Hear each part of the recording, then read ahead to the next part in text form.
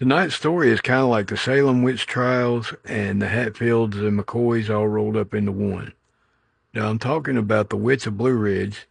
This happened outside of Ellijay, Georgia, in the Blue Ridge Mountains. And it happened when a woman named Elizabeth Bradley, who was half Creek Indian, said to be a healer and a medicine woman, she had two daughters. And these two daughters married into two different families. One of them married a Tilly, and the other one married a Stanley. The only problem with this was that these families had been embroiled in a bitter feud for some time, for some years already. And these marriages caused the tensions eventually to boil over. So one Sunday morning, members of the Stanley family did ride to a church where the Tillys were holding service, and they fired on it. And by the time the smoke cleared in that incident, there had been some casualties on the Tilly side. And one of those casualties was Elizabeth Bradley's daughter. The one that had married a Tilly was lost in that incident. Well, of course, as these things go, the Tillys sought to exact vengeance on the Stanleys after this. So they snuck to the Stanley settlement later that night, and at the end of that incident, some members of the Stanley family were lost. Well, shortly after this, Elizabeth's other daughter, the one who had been married to a Stanley, she and her child were lost in childbirth. She had been heavily pregnant when all this was unfolding, and both she and her unborn child were lost. Now, of course, Elizabeth was devastated over the loss of both of her daughters and her unborn grandchild, and she spoke a curse on both of the families for their senseless feud, and she spoke a curse on their unborn children. And sure enough, for the next year, babies on both sides were either stillborn or they lived a couple of days and then they were sadly lost too. Well, this drove members of both families basically to form a posse, and they drug Elizabeth Bradley from her home in front of her family, and they drug her to the local cemetery where there was a large tree, and they exacted vigilante justice at the end of a rope for Elizabeth. And not before Elizabeth uttered another curse. She said that she would come back.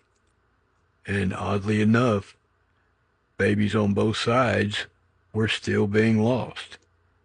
So they blamed this on Elizabeth's sister-in-law. It said that a year to the day that they drug her to the same tree in the graveyard, and they also exacted vigilante justice on her in the same form. They had their own witch trials. Now, this varies from other similar folklore or legends is because there's a lot of physical evidence to support this. If you go to this cemetery, not only will you find the tree where she is said to have met her end, there is a headstone and a footstone beneath it, and they are faced the opposite direction from all the other gravestones, which is customary to bury witches facing the other direction of all the other headstones. And not only that, you can also find her sister-in-law's marker there. Now, her sister-in-law's marker has a cross on it, and it is not buried in the opposite direction.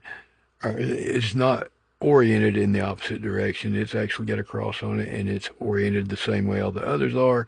But they say that's because the sister-in-law was not of Indian descent, so they said that she was under the spell of Elizabeth or under the influence of Elizabeth.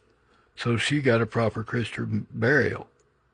And not only is there that evidence, there are tiny field stones marking the resting places of all those stillborns and all those newborns. There are little field stones, a bunch of them.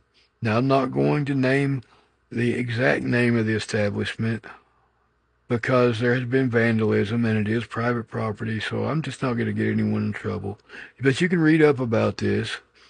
Now, not only this, but it is said that to this day, sometimes you can still see Elizabeth and her sister-in-law wandering among the tombstones. And if you're brave enough or perhaps foolish enough and go close to Elizabeth's grave, that sometimes people feel grabbing or tugging at their legs, like someone or something is trying to pull them under. So that's been the story for tonight. That's been Jay's Haunted Appalachia for tonight. I hope you enjoyed it. If you have your own true paranormal story from Appalachia, I'd love to hear it. My email is visible in my bio. You can also message me direct. And I want to thank you guys again for all your kindness and support. And in the comments and everything, you're always very kind and supportive. If you want to do anything to help the channel, please share it. Share it and repost it. Share it to your story. Like, comment, follow, all of that, please. I'd really like to see the channel grow and become all that it can be. But again, that's been Jay's Haunted Appalachia for tonight. I hope you guys enjoyed it. Keep Appalachia haunted, y'all.